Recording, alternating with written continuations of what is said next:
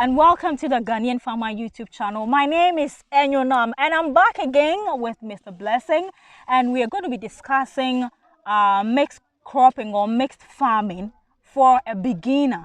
So a lot of times people would reach out to us, my viewers. Thank you so much for doing this with me for the past 2 years. I'm very grateful. A lot of people would reach out to me asking, Enyonam, is it advisable that I practice mixed farming? I have a bit of plantain, a bit of watermelon, a bit of pepper, a bit of plantain. And I tell them it is not a bad idea. But today that I have the expert seated next to me, let's ask him about mixed farming, the advantages, the disadvantages, and then you make a decision if you want to try your hands on it or not. Thank you so much for joining me once again. Thank you. Now, when we say mixed farming, first of all, what are we talking about? So when we talk of mixed farming, it's all about indulging into different crops or perhaps different ways of farming in one land area. Okay. Yes, please. So we have a mixed cropping, we have mixed farming. And the mixed farming involves crops and then animals. Then we have the mixed cropping involving only crops. Okay. Yes, please. So let's do the mixed farming. Okay. Is it the mixed farming that has crops and animals? Yes, animals. And then the mixed cropping is only crops? Solely of, crops. Nice. So let's focus on the mixed crops. Okay. With the mixed crops, are there specific crops that I can plant on the same land so that I will not have issues, or you can scatter everything? Yeah, they are. Okay, mention some few crops that I can plant together on one land. Okay, so when you get your land, you need to portion the land in a way that when you see this, you need this one is a maize line, this one is a cabbage line. So you have to portion it or partition it. So we have to also consider the root penetration of the crop. When I say root penetration of the crop, perhaps let's say cassava goes deeper than maize. Okay. So you know that cassava is taking nutrient deep down than maize taking the nutrients shallow. Just the shallow. Yeah. So you need to consider the root penetration too, and you also have to consider the nutrients each of the crops gives to the soil and what it takes. Yes, you have to also consider that, because some gives to the soil and some also take. Okay. You need to consider that. Okay. You also have to consider the covering of the crop. Yes. So these things too. Yeah. And then the canopy, that's the covering. Yeah. All right. Let's use this farm as an example. An example. Okay. And I'll mention the crops I'm seeing here. Okay. I have seen cashew. Yes. I've seen plantain. Yes, please. I've seen yam. I've seen onions. I have seen watermelon. Granules. And I can see granules. And also I saw sugarcane. Yes, please. About 6 or 7. Yes. On one land. One land, yeah. So does it mean if I do not consider all the factors you mentioned, I'll have challenge with the land or the yielding of the various crops? Okay, so the thing is, you need to make use of the land that you are working on. And then you first say, when we do that, most of the time it's for experiment basis. Perhaps a crop might not do it well. So, okay, for instance, when we say we have an acre, 1 acre over here, and then you say you do onion, doesn't do well, you're going to create a lot of loss for yourself. So if you do an onion, you do maize, you know the kind of crop that wouldn't do well. So in the experiment wise, you get to know as a farmer which crop does better in that particular land. So when you get to know that, then you can dive into the full time cropping of one crop. Okay. Yes, please. Does mixed cropping pose any challenge? Does it come with any disadvantage or advantage? Not that I know of. The only thing about mixed crop is that, yes, for the case of weed control, it's a challenge. Yes, because you realize that when you have maize, there's a particular type of weeds that worries maize. But when you put in about 5 different kinds of crops on one land, you get different kind of weeds, because each crop has its weeds that it's room with. Yes, so it's a weed control. And then it can't help you to go into large scale. That is one thing about mixed cropping. Okay. If you want to go into large scale, you need to focus solely on maybe perhaps one particular crop. Okay. Yes. So that's it. All right. Does the outbreak of one particular let's say maize, for instance, if armyworm, yes, will it affect my other crops? Yeah, so that's one advantage of mixed cropping. When you have mixed cropping, the type of disease that will affect a particular crop wouldn't affect the other. So for armyworm, it can't affect groundnut. Groundnut has its own insect attacks. Okay. So when you are doing mixed cropping, it helps you. Okay. So perhaps mixed cropping also allows you for crop rotation.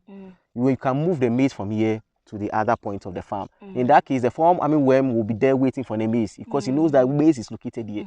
So when you remove the maize and take it over there, you end up helping to eradicate even the insect infestation or the disease, because the farm worm will stay there and then the groundnut will come, it will be able to feed to survive. Okay. That's one advantage. If I want to dodge fall armyworm, yes, when I harvest my maize on this bed, yes, I'll bring watermelon yes, insects and then move the maize to the watermelon yes, bed. likewise the the groundnut, okay, like the rosette, groundnut rosette virus like this. Yes, it can't affect other crops. So when you move or rotate it, then okay. Now when it comes to harvesting, I'm not able to harvest all of them at yes, one period. yes. Or do I harvest all of them at one period? No.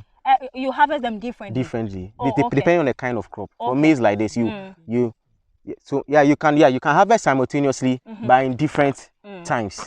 For the maize like this, when it's time for you to harvest your maize, you know, after 3 months you can harvest. But for the something like a green pepper, you're going to harvest all the time.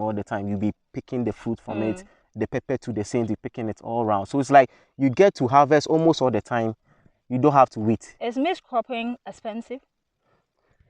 I would say it is in a way, but not that expensive, because in maize cropping, whilst you are waiting for one to harvest, you are using the harvesting of another, an early harvest of another, to cater for your expenses. Yourself. Yes, please.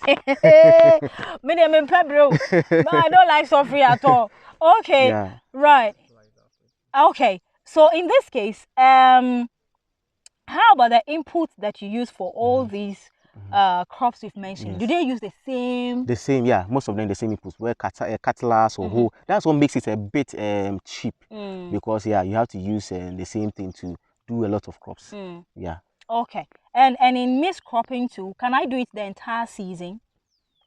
That's a major season and minor. Yes, you can. Okay. You can. That you have to select that crop that can do well in the major and then the minor. Okay. Yes, so yes. As a beginner, yes, especially somebody who has heard a lot and is okay, now let me try my hands on vegetables. Yes, please. As a beginner, what should I take into consideration after listening to you and I want to do maize cropping? What should I do? The basics, the factors. So you get your plot of land. And then as I said, you demarcate the land. Yeah, making sure you know where you are planting your cabbage, where you are planting your green pepper and the rest.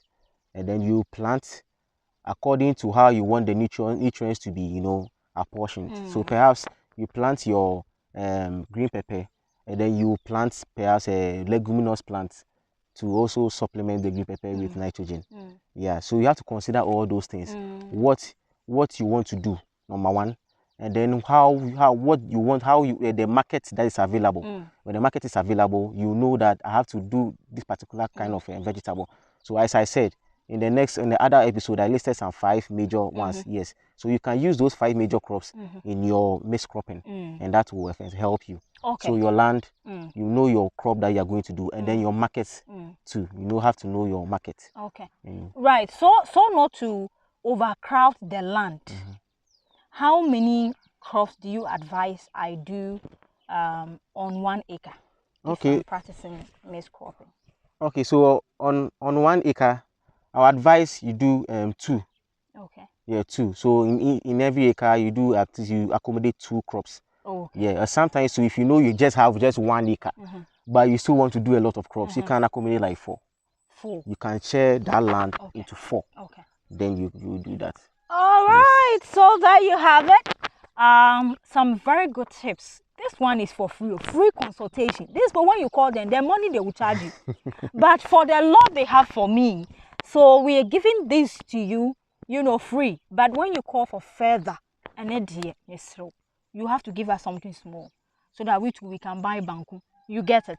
So please subscribe to the channel, The Ghanaian Farmer. Share the links, and if you want further assistance in terms of maize cropping or 5 farming ideas that you can start that will give you enough money or quick money, you can call 0554830431. It is also on WhatsApp. You can text me and I would definitely reach out to Mr. Blessing to help you. But please, we charge for our services. So this one, free bonto. But if you want more, then you have to give us something small. Thank you very much for sticking and stay with us. I'll see you next week. Until then, it's a bye for now.